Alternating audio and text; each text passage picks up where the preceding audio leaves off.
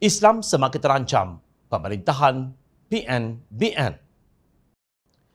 Polis menahan seorang pesohor Instagram berhubung kejadian tarian separuh bogel sekumpulan penari pondan serta pembakaran bunga api di Central Walk ICT di Shah Alam 27 Mei lalu.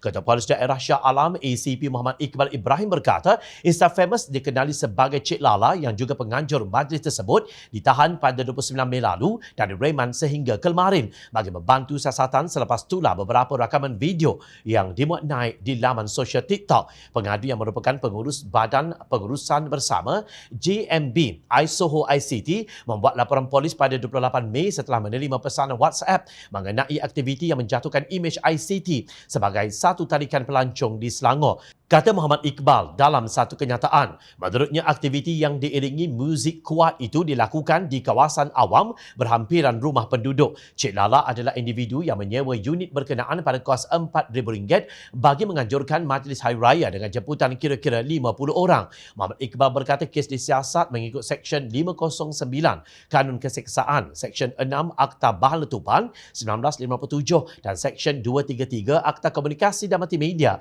1998.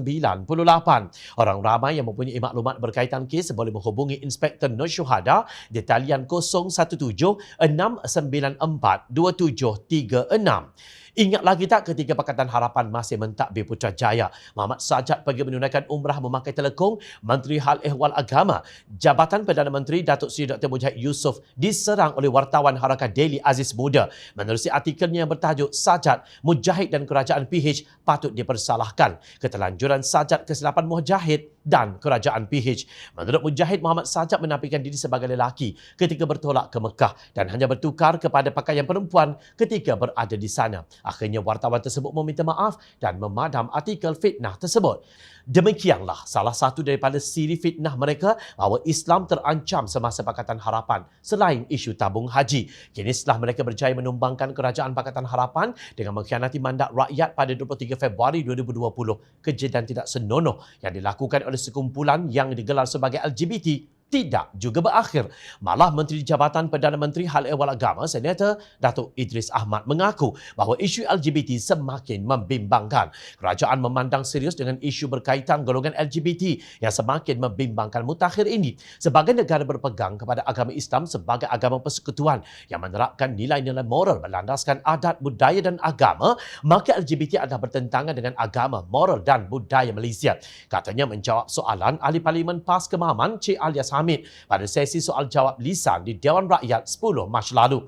Beliau juga mengaku bahawa kerajaan melalui Jabatan Kemajuan Islam Malaysia JAKIM sudah mengambil inisiatif dengan membangunkan Pelan Tindakan Sosial Islam PTSI 2019-2025 bagi menangani gejala sosial dalam kalangan masyarakat, terutama permasalahan sosial dihadapi masyarakat Islam yang semakin meruncing. Maknanya, pelan itu yang dirancang pada 13 Jun 2019 adalah di zaman Pakatan Harapan masih memegang tampuk kerajaan. PTSI merupakan inisiatif kerajaan bagi menangani gejala sosial dalam kalangan masyarakat kita dengan pelbagai isu seperti penagihan dadah, remaja hamil dan tidak berkahwin, pembuangan bayi, perceraian, gelendangan, penularan virus HIV/AIDS, penagihan arak, seks bebas, sumbang mahram, jenayah jevana, pengambalan gaya hidup songsang dan sebagainya, kata Mujahid di Dewan Rakyat 28 November 2019 ketika menjawab soalan lisan Ahli Parlimen Pasik Tuan Ahmad Tarmizi Sulaiman.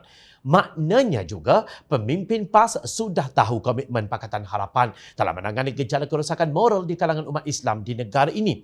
Bukannya Pakatan Harapan tidak berbuat apa-apa kerana kononnya dikuasai oleh DAP. Justru celah mana pula yang dikatakan Islam terancam semasa pentadbiran Pakatan Harapan. Namun mereka terus meratip kononnya ketika itu Islam terancam. Kini gerombolan pemfitnah menyaksikan sendiri hasil pemerintahan mereka yang berslogankan kononnya Islam memimpin perpaduan umat. Sedangkan kini kucak-kacir dilakukan oleh kumpulan yang kononnya hendak dibanteras itu seperti tidak dapat dikawal. Begitulah jika Allah Subhanahu Wa Taala hendak menunjukkan betapa kebejatan itu berlaku apabila gerombolan pemfitnah mengambil alih pemerintahan kerajaan.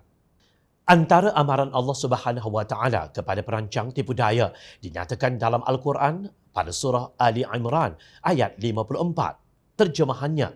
Dan mereka yang merancang tipu daya, Allah juga merancang membalas tipu daya.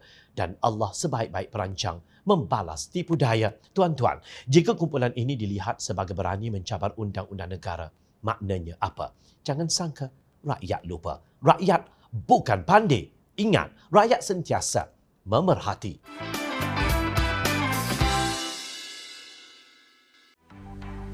Mencari maklumat dan berita politik yang bebas, kupasan yang tepat, panas. Dapatkannya secara eksklusif hanya di Jom Channel. Komitmen kami, rentasan berita Isnin hingga Jumaat. Berbicara dan isu semasa, kami garapkan secara langsung. Panel-panel berkaliber dan profesional. Interaktif, pandangan anda kami raikan. Jangan lupa bersama kami di setiap hujung minggu dalam edisi khas mingguan. Jom Channel, moving forward, sharing a new experience.